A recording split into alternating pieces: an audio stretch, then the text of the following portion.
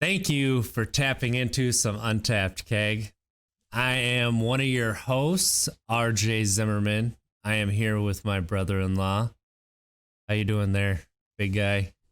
Doing well. Monte Ball. I'm doing well, man. Doing well, alive and well. Weather's getting better up here in Wisconsin, so that's good. But excited to get into our conversation today. How are you doing? I'm I woke up feeling normal for the first time since Thursdays, so I'm awesome. I feel way better than I have. You know what they say, listen to your wife because they're always right, or your significant other. Uh yeah, I'm gonna be eating that one for a little bit, but that's okay.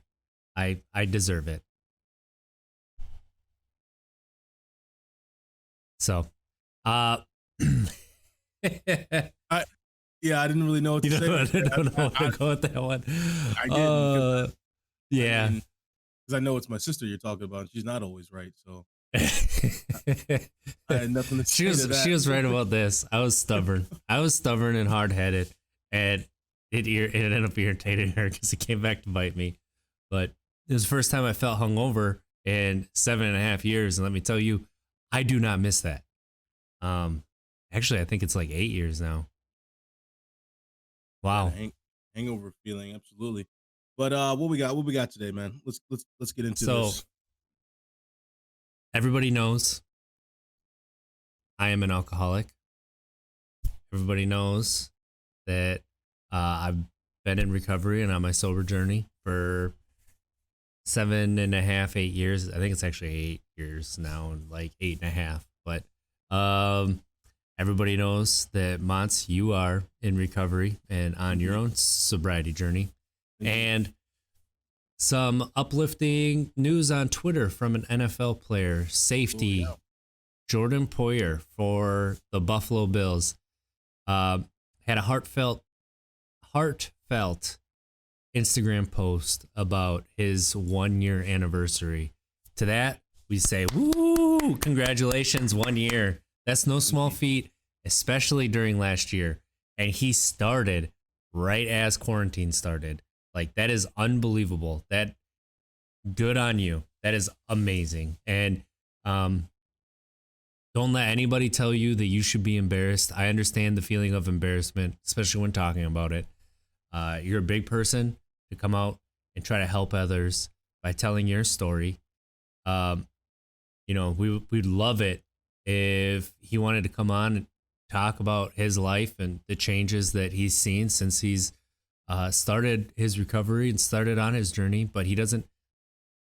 When he's ready, when he's wants to talk about it, nobody wants to force you.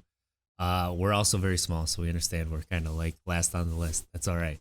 Uh, it's awesome to see when people come out about it. That's something that the sober lady Nikki talked about last week was the power of the community and being able to uh, lean on one another and the positivity that we bring because we're all in glass houses.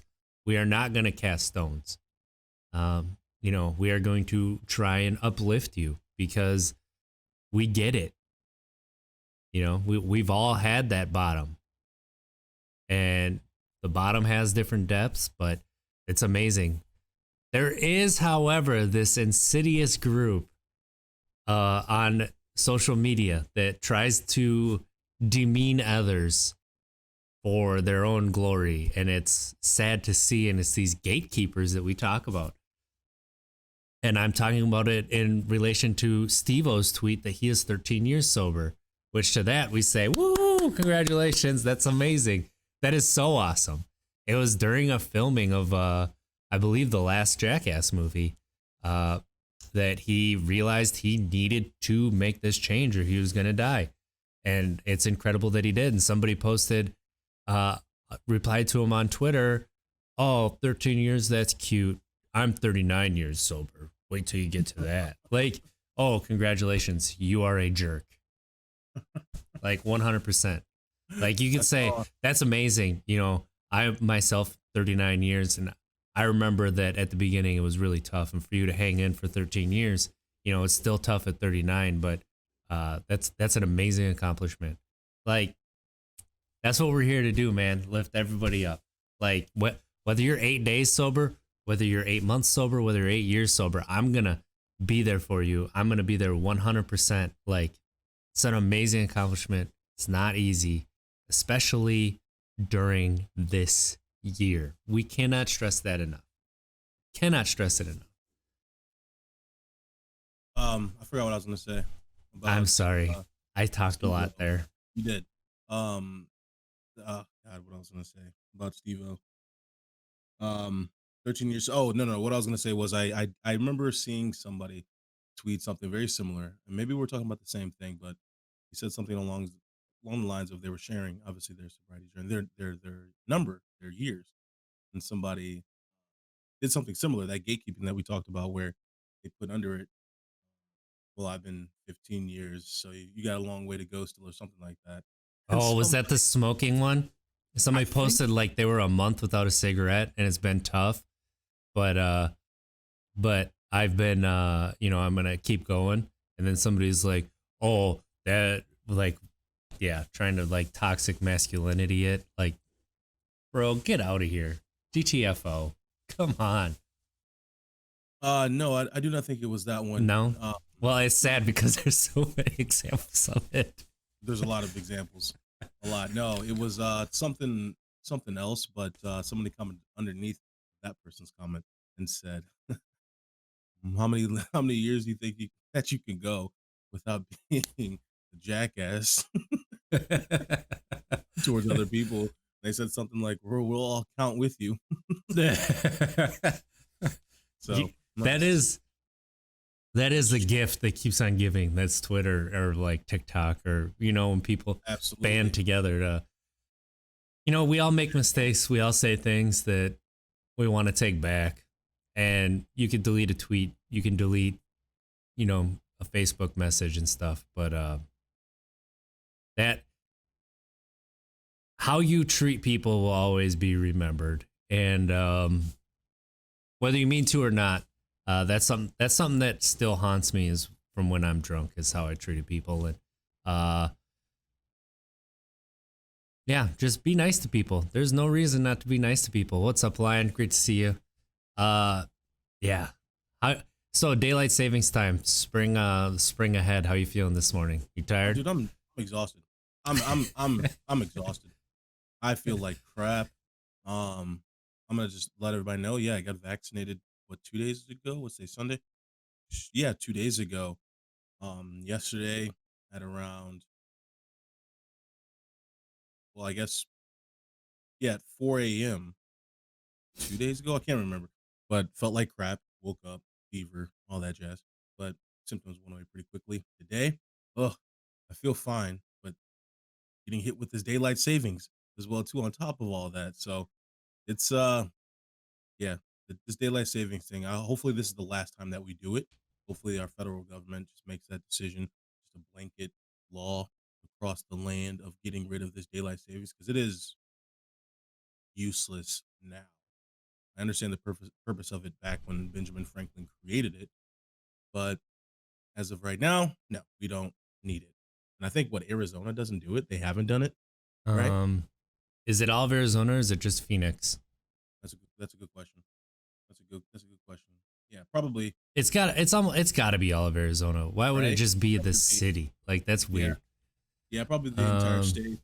Yeah, I mean, I'm exhausted. I'm tired, but I'll be fine though. I think we got some good stuff to chat about today, though. yeah, we definitely do. We definitely do. Mm. So, let I do love how you mentioned Jordan Poyer. Um, yeah, I think that's huge. I think honestly, I'm excited to see some players who are currently still playing talk about their reasons to, reasons for putting down their substance. That being, off the top of my head, Jordan Poyer and Weller, right? Is that his last name? Tight end for the Raiders. Waller, Darren Waller. Waller. Yep, Waller. Darren Waller. It's not really the norm in the NFL, at least in my 30 years of living, to have these players come out and talk about their sobriety journey while they're still actively playing. Um, I don't know if you are familiar with any other athletes in the NFL who have done this while they're playing. But it seems like it's becoming a mainstream thing in a sense. Not no It's more, mainstream it kind of has becoming more acceptable. yeah. I was gonna say mainstream has I more of a think negative connotation to it. as Yeah, mental health has become more and more accepted in society, and especially when it comes to uh, professional sports, because I don't think it's a norm in any professional sport to talk about substance abuse or uh, what if you rely on a substance. Like I'm just thinking about CC Sabathia a couple years ago. His teammates applauded him, but before that, I'm sure none of them talked about it or even were probably just like, "Hey, what he's got going on in his private life is what he's got going on in his private life." Um, but yeah, true. as mental health becomes more acceptable, I think that you will see more players hopefully be willing to I talk think about it's it and be good. willing to take the step. Like, if you don't want to talk about it, that's okay. Like, you don't have to till you're ready. That's number one. But taking that step is actually number one. I guess number two is you don't have to talk about it till you don't want to, but take the step if you need to. If Right. you need to for your life, for the betterment of everybody around you, for everything. Everything that will take care else will take care of itself. But uh if you have that issue, take that step.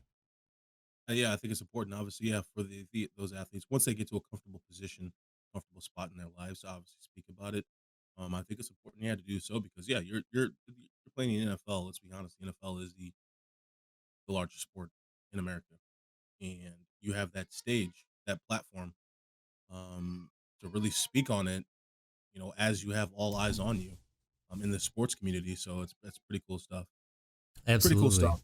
You most definitely, just like we said earlier, applaud Mr. Poyer for that.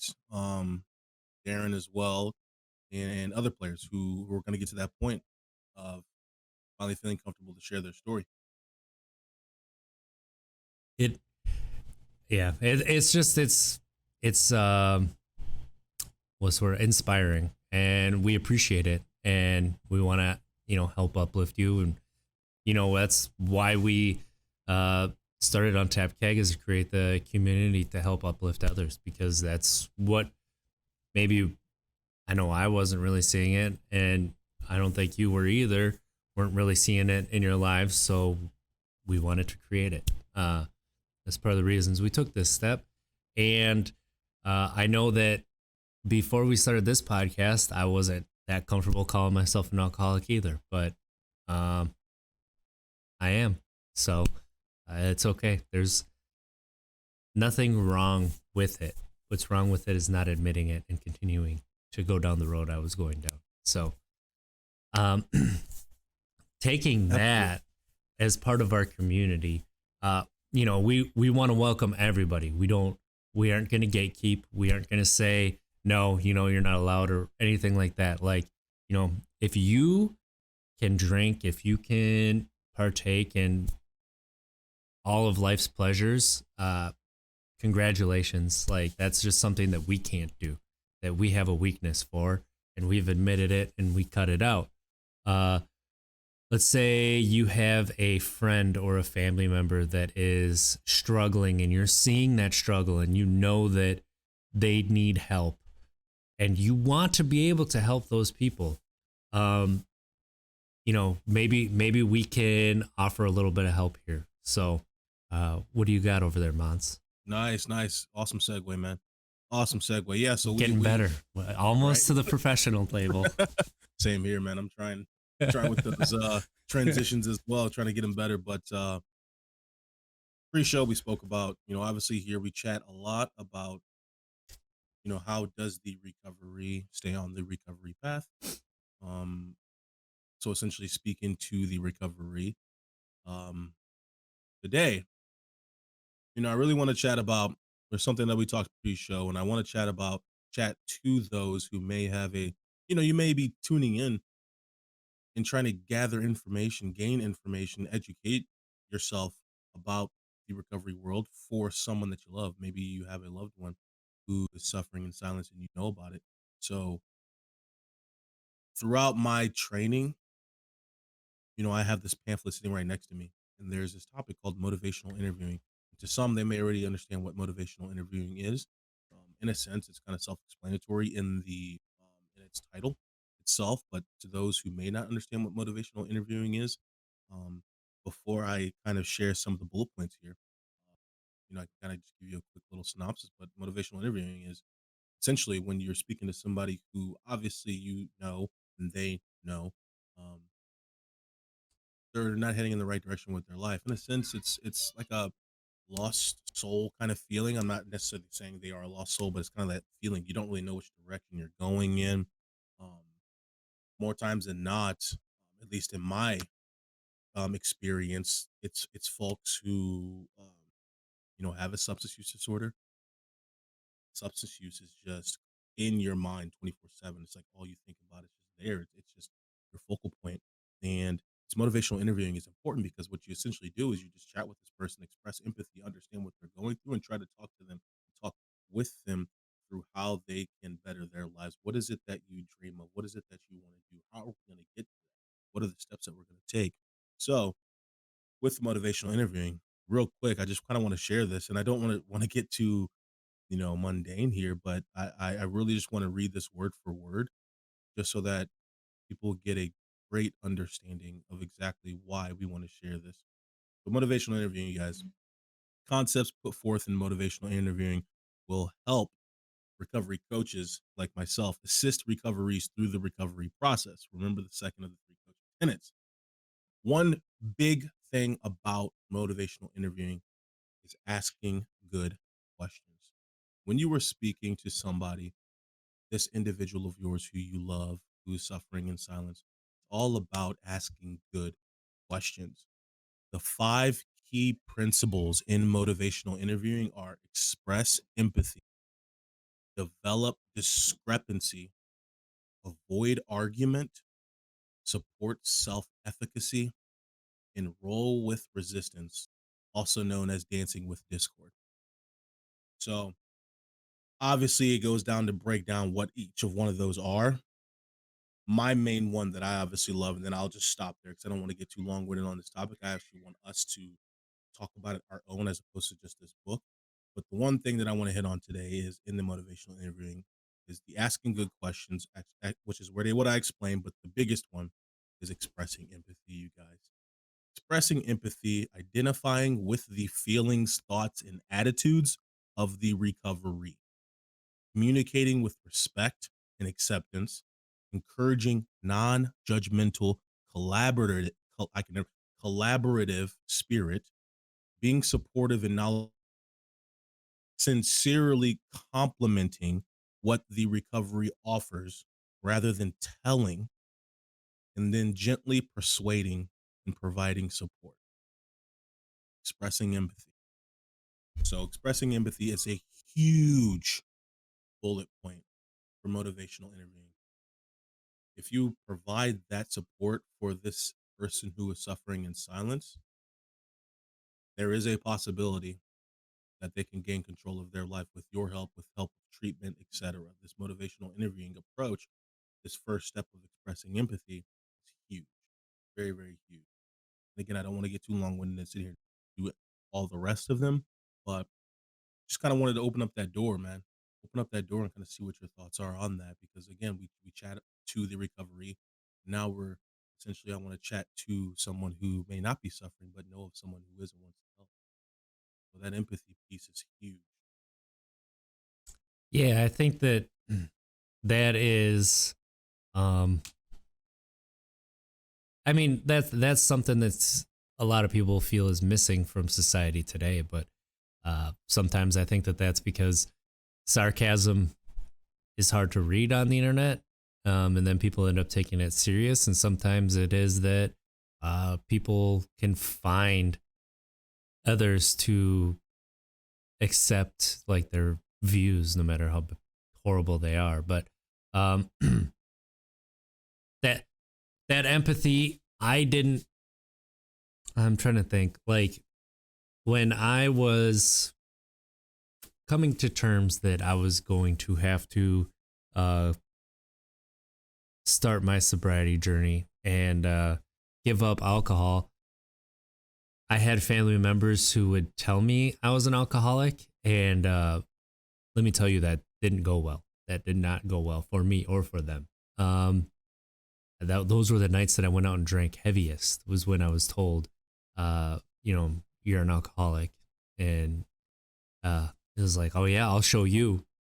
And I'm pretty sure I drank the bar out of some booze that they had. Um, I would say, like, being empathetic, like just not being argumentative is key, right? As it said, dance with discord, but people are going to be angry. People are going to uh, have a little bit of self pity and denial, and everything's going to exist. But you just have to understand that's how it is. It's hard to accept, especially if you're not willing to. But one thing that, if you are going to have this motivational interview with someone you care about and someone you love, A, it's somebody you care about, because otherwise you wouldn't be doing this. But B, they have to walk there willingly. You cannot take the bottle away. They'll just find another one, no matter what that is, whether that's cutting you out of their life or not. That trying to get people to walk, to see that they have to keep that bottle away themselves. I mean, it's a delicate process. It is. Absolutely. Absolutely. And I think you made some great points, because what it is essentially what we're talking about here with motivational interviewing is, again, you can lead a horse to the water, but you can't make it drink. And just like what RJ stated, yeah, you gotta just meet them where they're at. You have to meet the person where they're at and understand exactly where they're at. And you're gonna understand that through the motivational interviewing process. But a big piece of that is expressing empathy. You have no idea what this person's dealing with. You have no idea what this person may have dealt with this morning or the previous night, etc. So just expressing that empathy, having that empathy, like using it as a tool, is huge. Obviously, instilling yourself with empathy is huge, but Mm-hmm. I need for people to understand that that is a tool as well. Whenever you are trying to speak to somebody, you're trying to connect with somebody who and they know deep down they need to get on the recovery journey, that is a very powerful one. And again, there's many more bullet points here, but let's be honest, one of the biggest ones, you can't get to the rest of them if you don't express empathy, if you don't embody the empathic bone, if that was even a word. But you just have to have that empathy in you. You have to meet the individual where they're at and try to understand why they are in the position they are. Ask good questions. These questions that you should be asking should be open-ended questions as well too. You shouldn't just say, hey, would you like to go get some coffee? Which, yeah, that's a great, obviously, starter point. But the questions that you should be asking, maybe once you're sitting and getting coffee, is um, tell me a little bit about what you want to do with your future. Or is this are you comfortable with the direction that your life is heading in? Well, that's not really a That's a yes open-ended or no. question, because that's a yes or no question. Exactly. See, So I think it is not easy. You it's you not. do need to script it out a little bit, and Yeah. and have some, like, if they answer this way, then go this, and if they Hmm. uh some different questions. And I personally have not had to do this, so I'm Yeah. not Yeah. speaking from a personal point of view here. I'm speaking like if I was talking to my old self, which I was Right. hard. We just talked about at the beginning of the show. I'm hard headed and stubborn. Like, Mm. I am one of the most hard headed and stubborn people you will ever meet. Like, for real. Right. Uh, Yeah. Sometimes I'm so hard headed and stubborn, I'll be wrong, and I will still not admit that I'm wrong, and I know I'm wrong. Um, Ask my wife. Right? No, that's good. That's a So, perfect example of how you gotta keep crafting it, morning, because Nick. keep crafting it We do need to at work the on my background. because at the end of the day, what we got to do with this motivational interviewing is, again, it's tough not to ask yes or no questions, because it's just this is how we ask questions, sometimes.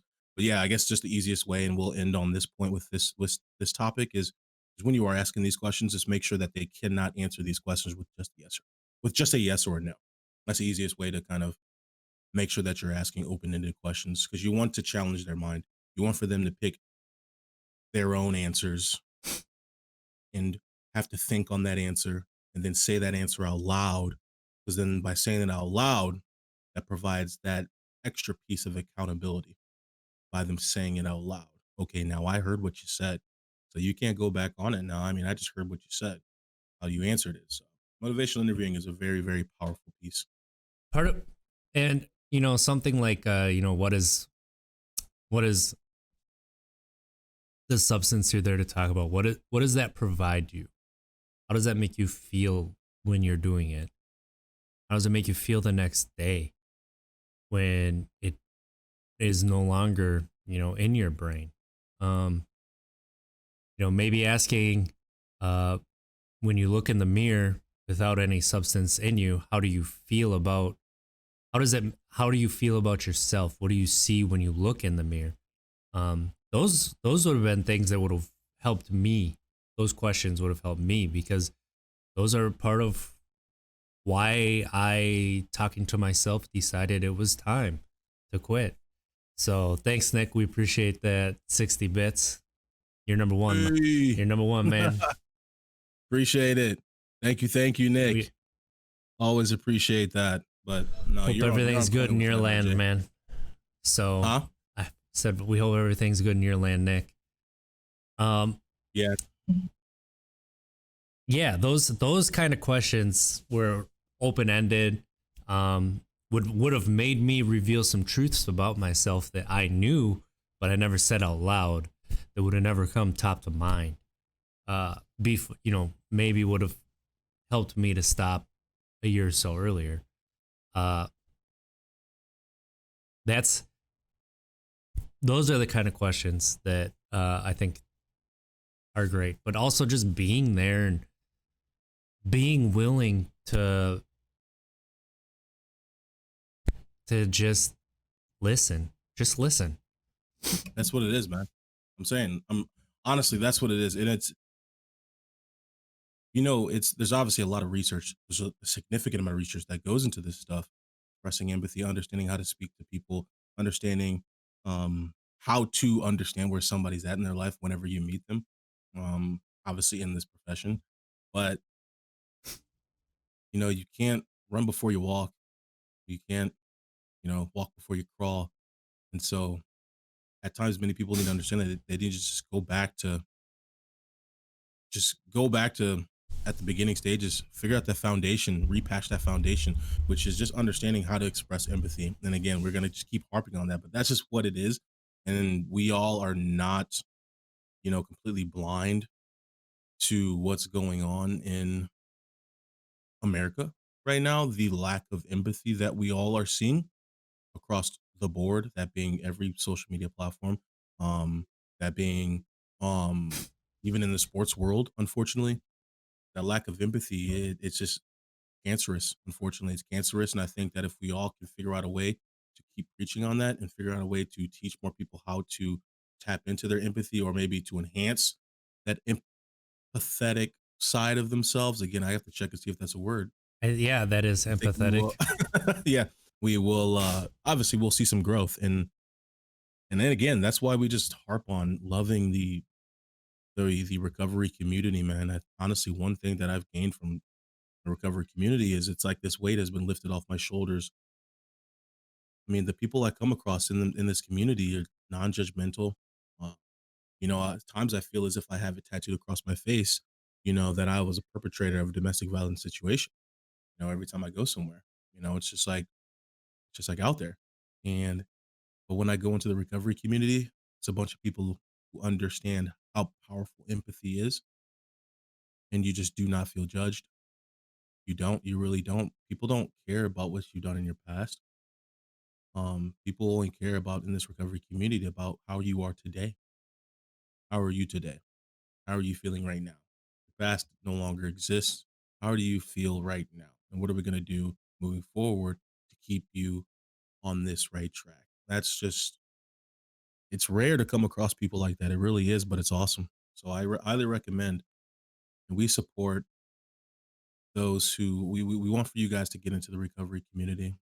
We understand that it's a huge jump, and it's, for some it may be, a leap of faith, but I've been reaping a significant amount of benefits since then. And my apologies for getting too long winded here. I just love talking about that. I mean, it's part of the reason that we wanted to create this. Obviously, we talked about it before, was the positive, the helping everybody. And, we didn't have that in our lives. So if you don't have something Right. in your lives, create it. And yes, we had it with our immediate families. And yes, we had it mostly with our immediate friends. But, maybe just even more so out there. I know my immediate coworkers, it wasn't there. My immediate,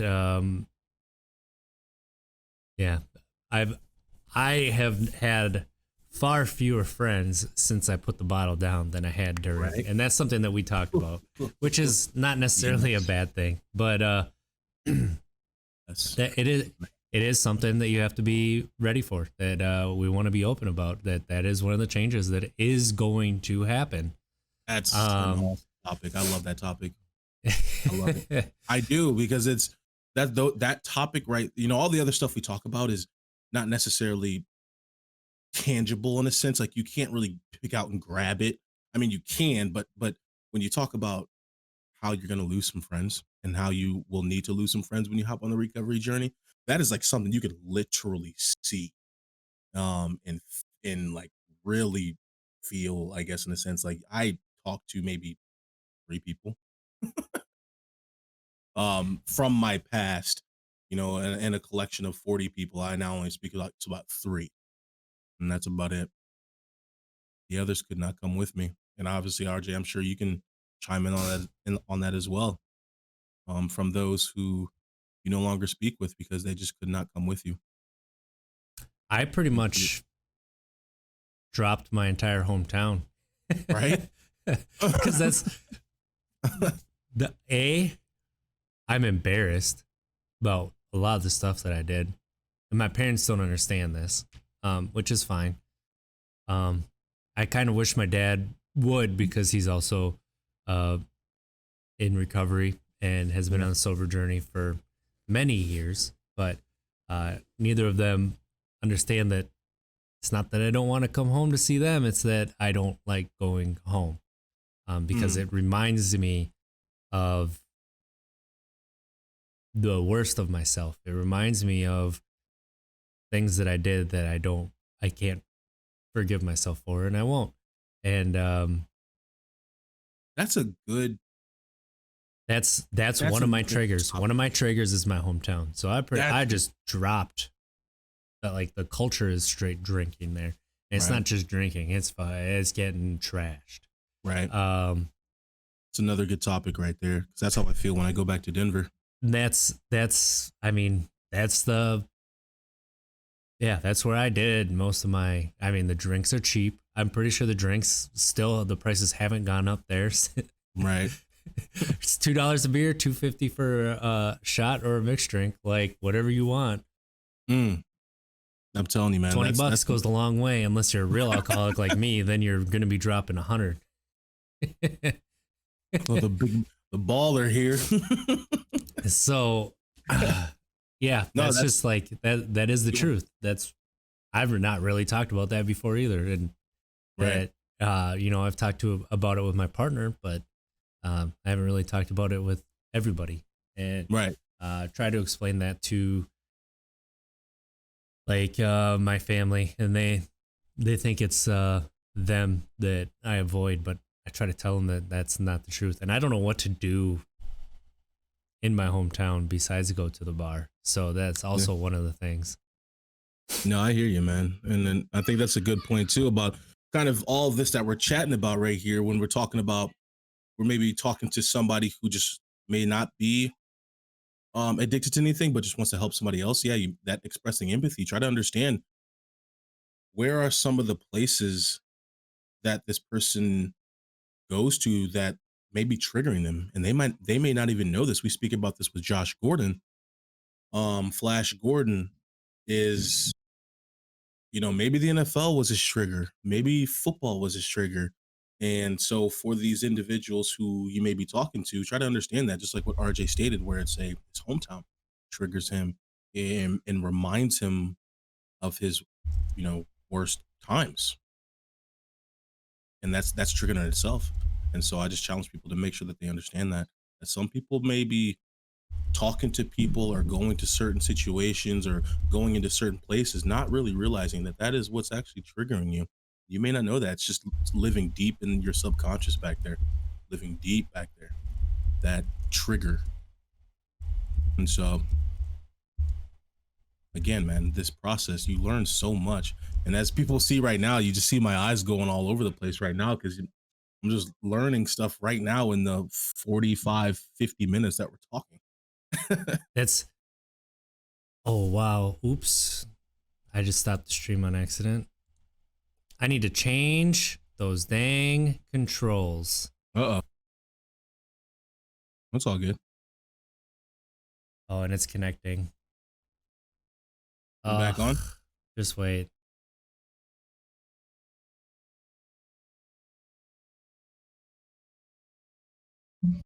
Uh-oh. Could not specify, double check. Okay, we're back. Sorry about that. Everybody there? That's my bad. So I set up some hotkeys, and they are not good hotkeys, obviously, because I do end up hitting them every once in a while, and I need to change that. Just doing too much. Doing too much. I'm trying to be fancy, and I'm not the fancy kind of person. I'm more like the bull in the china shop kind of a person, you know? You ever see Ferdinand the Bull?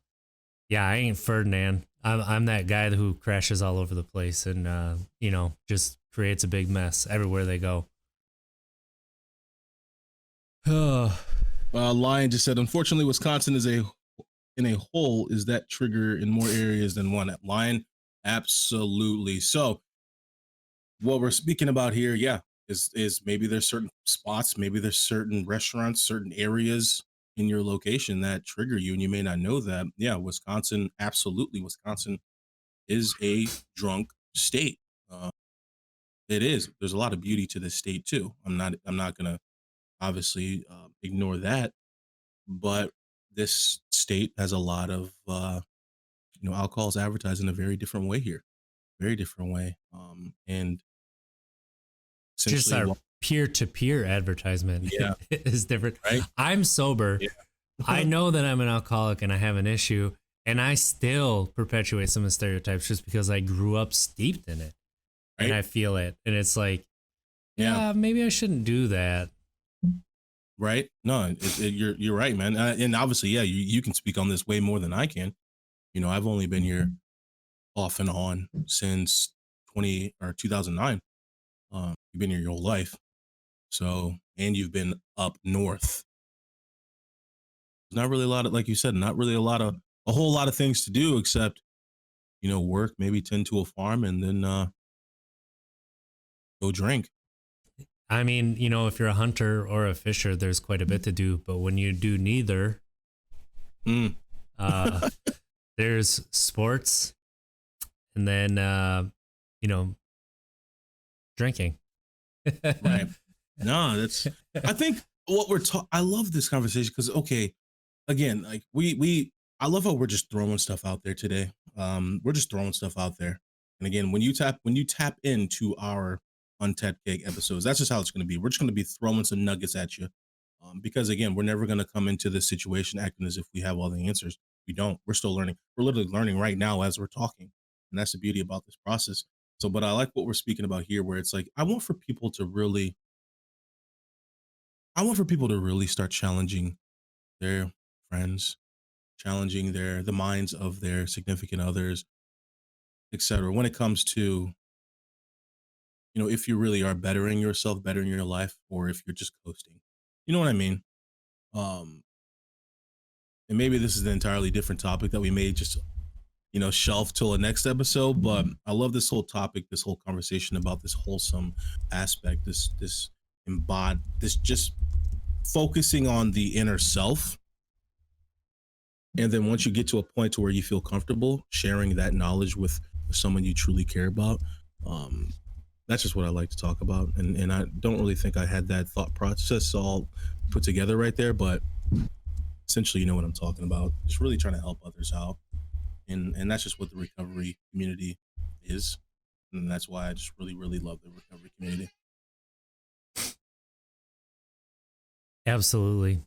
Yeah, no, my ADHD can be all over the place right No, now. I know, but like they're throwing the brewers out there for like opening day, and I mean that is everybody gets drunk. When I was in college, we used to throw it on the radio, sit out in the yard, and we'd play some catch, and put down a 30-pack, and then it was time to go to the bars afterwards. Let's see here, what else? Like the NCAA tournament. We got absolutely hammered watching those the entire opening weekend, just like talking about our brackets. We'd be sitting at the bar. We wouldn't leave all day. We wouldn't leave. We'd just sit there.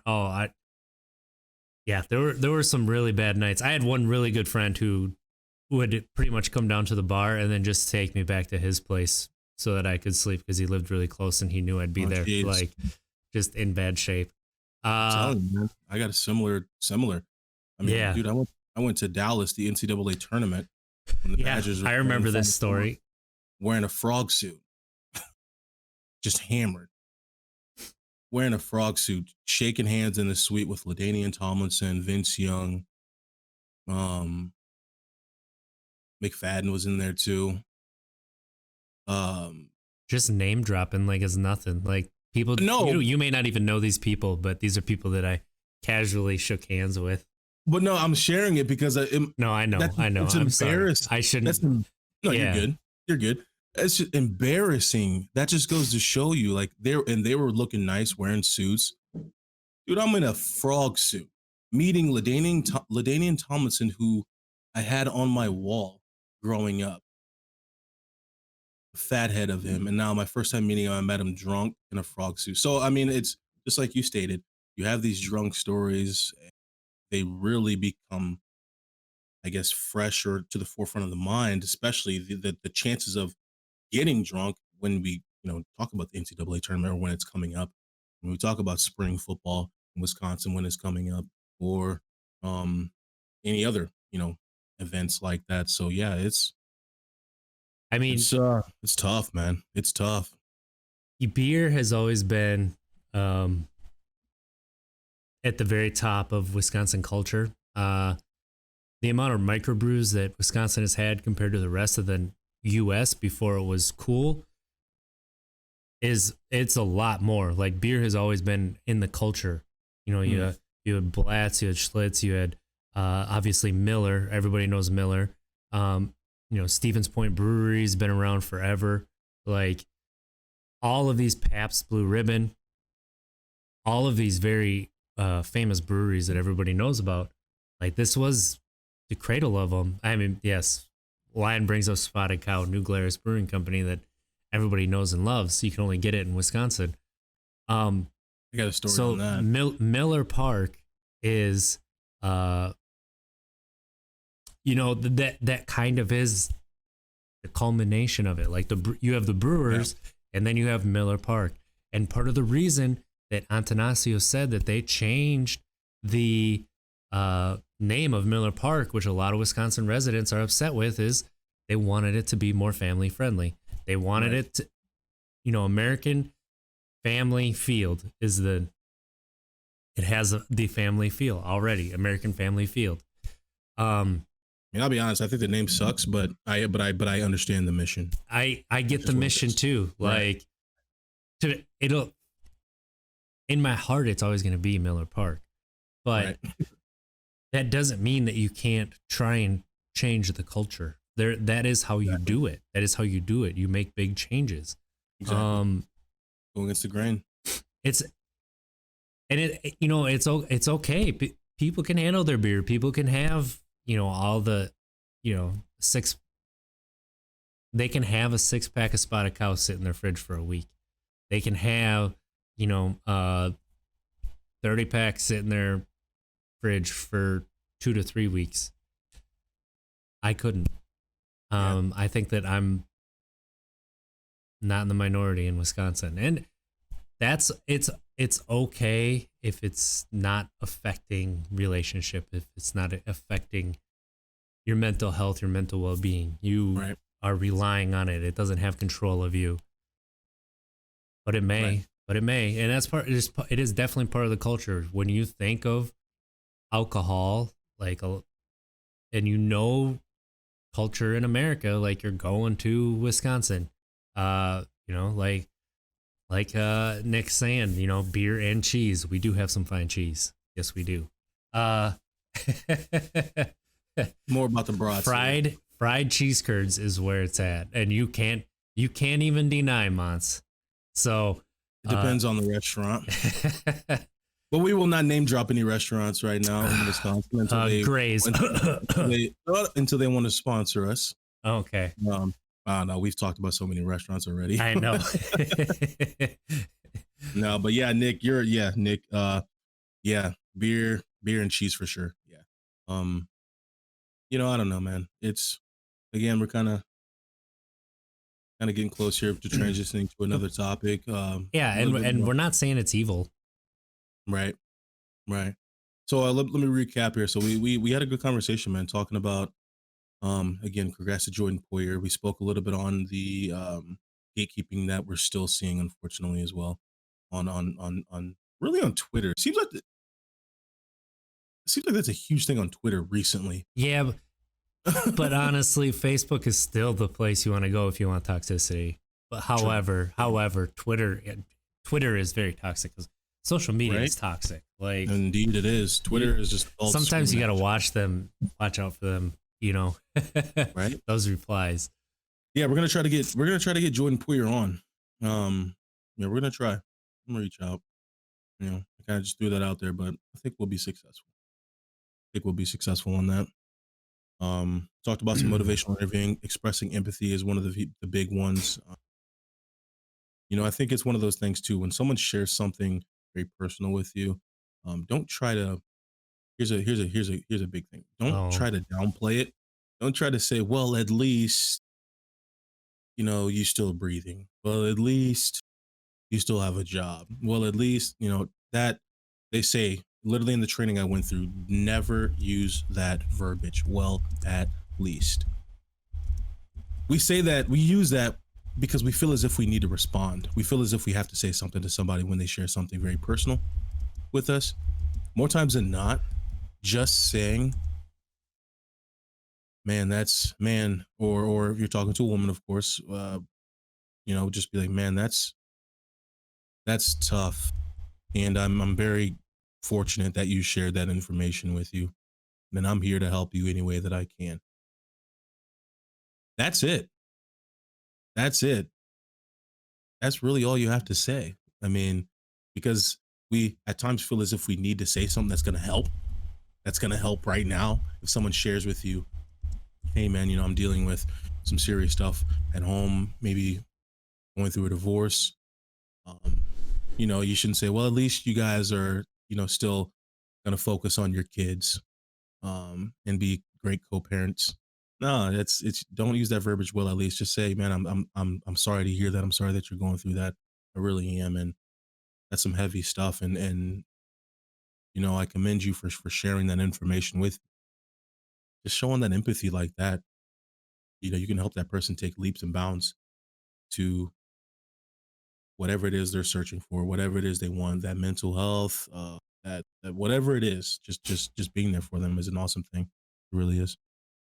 I think one thing too, going off what you're saying, like that's perfect for having any conversation. Exactly what you're talking about.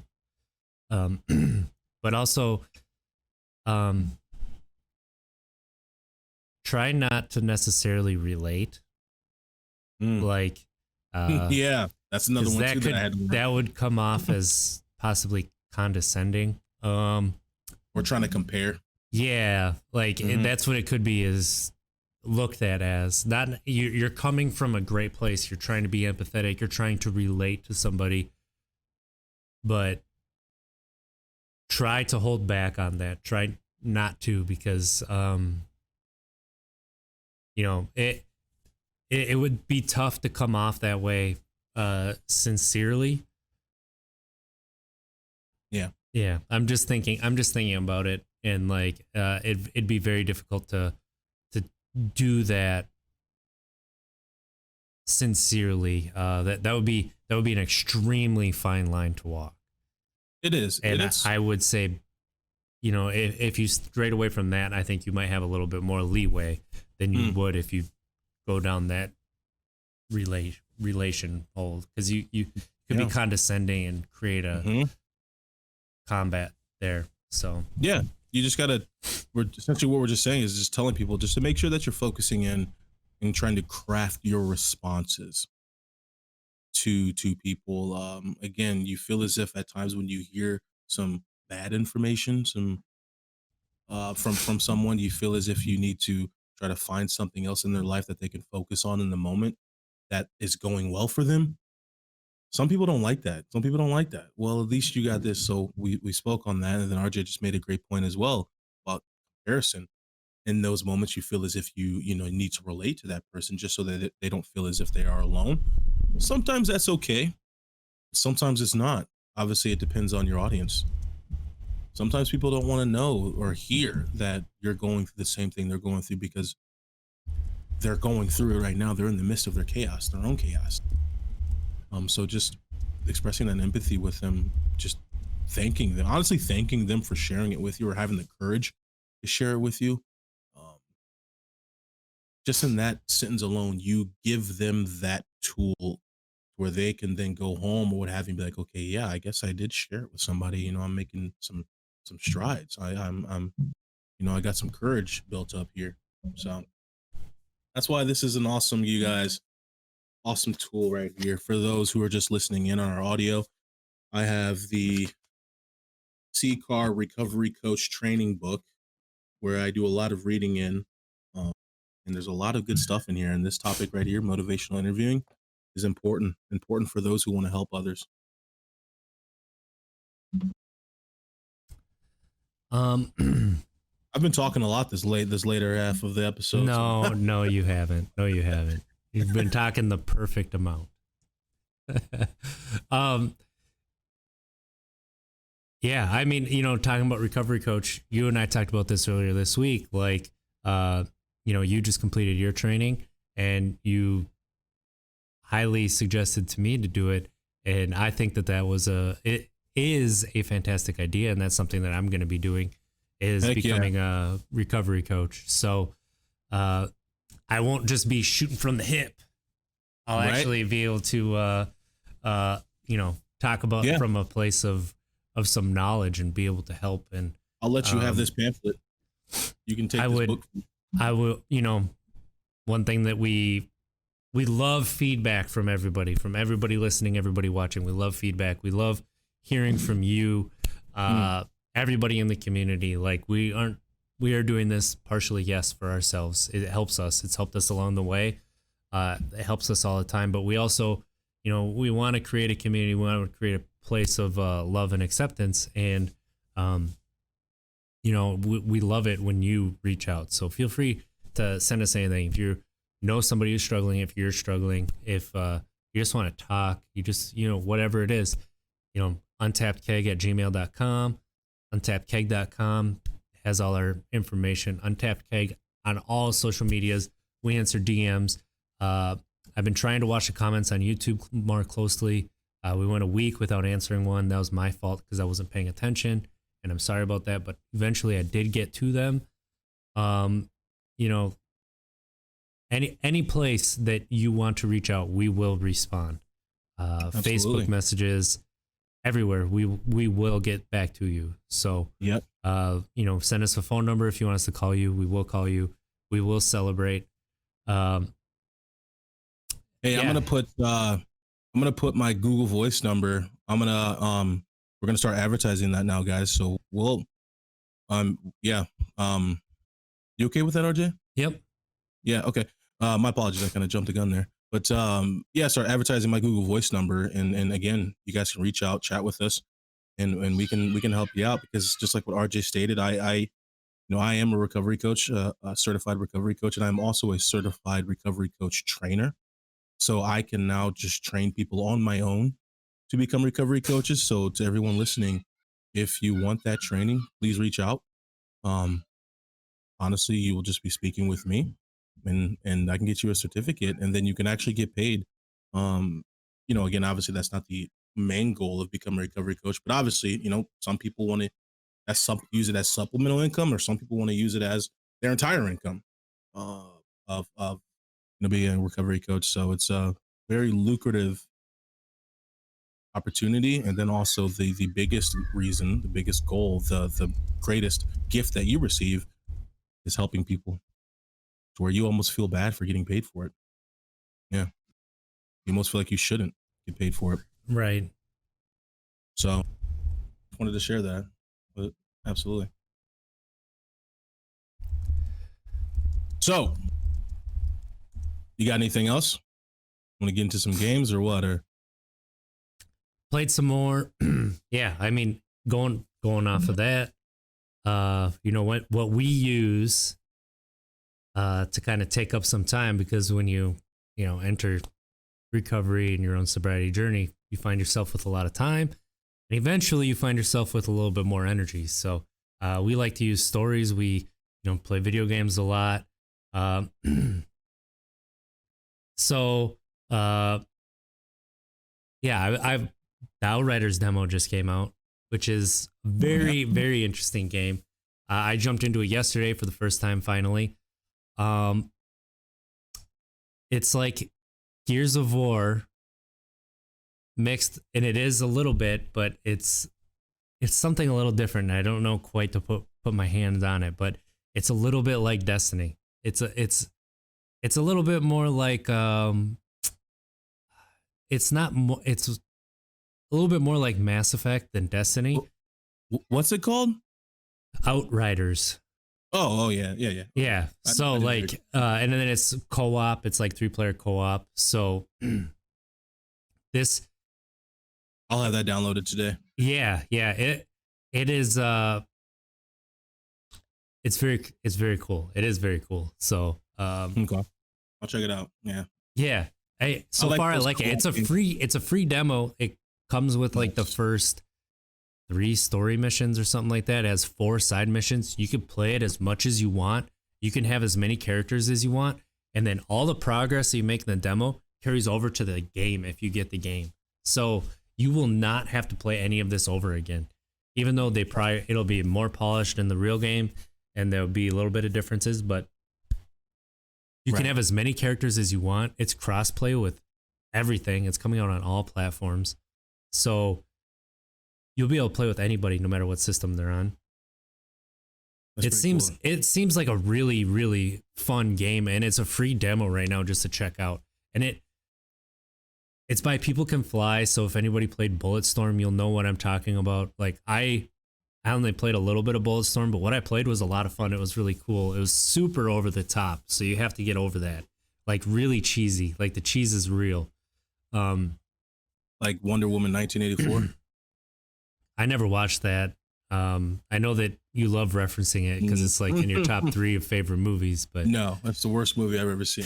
That movie's worse. Okay, I thought that Battlestar Galactic. What? No, not what is that? Battlestar Galactica is it's a amazing. TV show. You get that name out your mouth right now. Battlefield Earth. Yes. Battlefield Earth with John Travolta. Yeah. I thought that was just the bottom of the bottom from Hollywood, just the bottom of the bottom, until Wonder Woman 1984 came out. Wonder Woman, the first one, was great. This one, I mean, did they show up, and did the screenwriter show up? or did they just turn it in? They procrastinate like I used to do in school, wait to the last day before turning it in and just, jotted some stuff down. But anyways, I'm sick. I'm done with it. I'm over it. So I played some Concrete Genie. So if anybody has PlayStation Plus, you got it for free last month. Very cool game. Very fun artwork. It's kind of like a more Zen game. I think I'm about halfway through it, and I played it for about 2 hours yesterday. So it's very short, but it's good. I enjoy it. That's a game that I'm going to want my kids to play for sure. So, especially like if they need to relax a little bit. I'm very excited for some of the games that I have for them to play, but I have been buying games for them to play eventually. Yeah. We need to do a tournament. Of what? I don't know. Like with Lion, Nick. I would lose. I'm trying to figure out what tournament should we do. Ooh. I mean, it's got to be a game that everybody would everybody would play, right? Yeah, let's just figure that out. So here at Untapped Keg, we're gonna figure out some tourney. Oh, the NCAA tournament's coming up, by the way, and we're gonna run a bracket. Oh, there it is. I can't believe we completely buried the lead on that. So, it's like, whoa. during the football season, we actually had a weekly DFS league, and we ended up not putting any money on it. We thought eventually we were going to, but we didn't have a lot of interest. We're gonna do it again next year anyway, because it was fun watching Monts lose every single week. But everybody try and catch me at the top. So we'll do that again. Who won? It was just weekly, so I don't even know. We didn't do it that way. We should do it that way next year, where like it keeps. I don't know if they do that. We'd have to do it ourselves. I don't know if we have enough time for that. But like we keep a running tally of points scored. Whoever has the most points scored at the end of the season gets like $50. Yeah, that's easy to do. And we should, March Madness bracket. Yeah, we should, and we have to like do that like today. Correct. So we will post on Twitter the link to be able to get into it.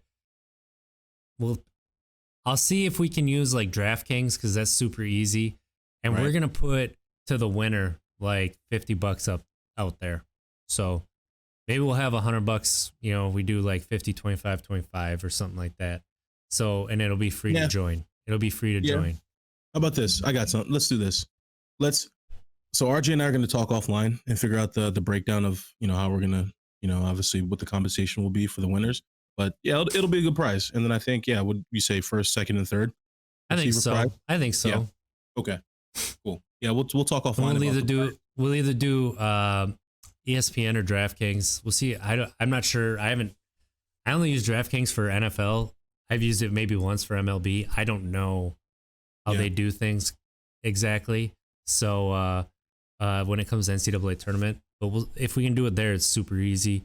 Otherwise, ESPN's also super easy. Right. And they keep track of the points for us. So nice. We'll figure it out. Everyone, please join that. We will put it out on our social medias for people to join. I'm sure we'll get some people excited. And FCF. We got it for just our audio listeners. You know what? Those Ice Boys got to watch out, because they're entering the highway to the danger zone. My son's name is Maverick. Who's playing, by the way, in the championship? Let's let the people know. Yeah, so you guys, just those who just listen in, who don't hop on our Twitch, listen up. This FCF, this Fan Control Football League, has been exploding, and we're not blowing smoke up anyone's behinds on this. If you check out the highlights, it comes down to the wire every single game, except for ours. Yeah. But long story short, playoffs were yesterday, and the team. So we had rivalry. We picked our teams before the league even started. We were the two teams talking trash to one another. Yep. So and the Wild Aces took it a little far. I'm not gonna lie. We did. Right. We almost got banned from the league social media. I'm the Glacier Boys and RJ is the Wild Aces, and both the Glacier Boys played the Beasts yesterday, knocked them out. Now we advanced to the championship. They were Wild the one Aces. seed too. So the Beasts were the one seed. They got to choose who they played, and they picked the 4 seed, the Ice Mice, and they got rolled a little bit. They got rolled. Hey, everyone loves an underdog. It story. all came down to the final play, except for in the playoffs. And then the Aces played the Zappers. Again, the Zappers is The the team. Zippers got zipped, baby. Yeah, the Zappers are the team that has Johnny Manziel and Josh Gordon, and the Aces literally rolled them. I mean, the Zappers only scored 6 points. The And it Aces was had 32 points. in the last drive of their last drive was the only time that they scored. That's brutal. So championship game. It's called the People's. What is it called? The People's Championship. And I was really hoping they were gonna choose the sofa. What was it? The armchair quarterback championship, because I think that'd be super fitting. That would have been actually. But long story short, it's going to be the Glacier Boys versus the Wild Aces. And again, this rivalry started before the league started, so it's actually pretty cool. So it's going to be an exciting weekend next weekend. So to our listeners, telling you, missing out. You are missing out. The listeners, the audio listeners who are not obviously tuning into our video, get a Twitch account and hop in. It's a fun environment, and you're not going to want to miss this one. This is the championship. This is for all the marbles. This is it. There's going to be a lot of trash talking between me and RJ. And I tell you what, the defenses really stepped it up this last night, and it was a lot of fun to watch. Like every single play, the defense was right there. The first 3 weeks was not like that at all. It wasn't. Even the fourth week, it wasn't really like that. But I mean, there was a ton of sacks. There was a ton of interceptions, a ton of pass breakups. It's going to be a lot of fun to watch the championship. It's going to get nasty. Indeed it is. And shout out to our boy Andrew Jamil showing out some more. So that man's a player. That man's a baller. I've taken a weekend off from tweeting at teams some Andrew Jamil highlight tapes, but that's going to continue again. I told him I'd do it from that Untapped Keg account. So he can get a tryout. Dude has earned himself a tryout. Like you said, that 2-point conversion, that 2-point conversion, that was nasty. Like the route that he ran. And that's how he runs routes all the time. So that was a route. That was a route right there. Yes, here's to hoping that he gets to fulfill his dream and gets a tryout. That's all he's asking for is a tryout. And if he gets a tryout, I don't think he's leaving facility without a contract. So, at the very least, which is still a good spot to be, is on the practice squad. Exactly. That's what I was going to say. He can be on the practice squad, and that's the very least. You know, we're obviously expecting for him. I believe that he can actually play, you know, on the 53-man roster. But at the very least, because I've been on both sides of the spectrum of being a starter and then going to the Patriots to being on the practice squad before I retired. I've seen it. Practice squad players, he's better than wide receivers that I've seen on the practice squad. This kid can play. He needs a chance. So twitch.tv/untappedkeg next Saturday. We will be on for the first game, just hanging out, BS, and I'll probably be playing my Switch because I don't really care till the ship. Let's go. Probably start around 8:30 p.m. Central Time. Open invitation to Nick or Kyle if they want to come on, or both, whatever. And you know what? Just hang out. Let's have some fun. Lion, if you want to jump on for some, you know, let's get wild. Let's have some fun. We're called the Wild Aces. The Ace is wild, baby. Who knows where we'll go? I might wear some makeup. We'll see. I'll see what my wife has. Maybe I'll get my kids to do some face paint. They'll come down, hang out. You get to meet them some more. You know, everybody loved my son yelling uncle in the middle of his super serious talk, asking what he's doing. Here's the thing with the Wild Aces. The Wild Aces present, I think, they present a significant problem to the Glacier Boys, but I think the Wild Aces. I will agree with you that the Wild Aces, in my opinion, is the better team of the league only because they are more. United. I want to say We're they're focused. they're more versatile. You know what I mean? They don't just heavily rely on their run game. They don't just heavily rely on their passing game. They're just very versatile. They're gonna come out and throw it. They're gonna come out and run it. And both weapons are, you know, some weapons. Either their arsenal attack or their aerial attack, excuse me, is deadly, and their ground attack is deadly as well too. But the Glacier Boys can play. Turns some out football, our too. defense is You guys are good. I can't even lie. You guys are good. That linebacker, I can't even lie. You guys are good. You guys are good. But the beauty about football is It's about strength. Any given Sunday, any given Saturday in this context, it all depends on who shows up. And it's just fun. It's just a lot of fun to see these kids put some tape together. And you know what? They are having fun. You could tell it out there that they're having some fun. So that's awesome. And we appreciate that. Right. So next week, Saturday, come check it out. Keep your eyes on the socials for some of them. Indeed. About the March Madness tournament. And then let's be kind to each other. Look us up, Untapped Keg everywhere. Let us know how we're doing. Leave us a review. Give us a rating. Hit us up with anything you want to talk about. We love the feedback. We love talking to everybody. And you know what?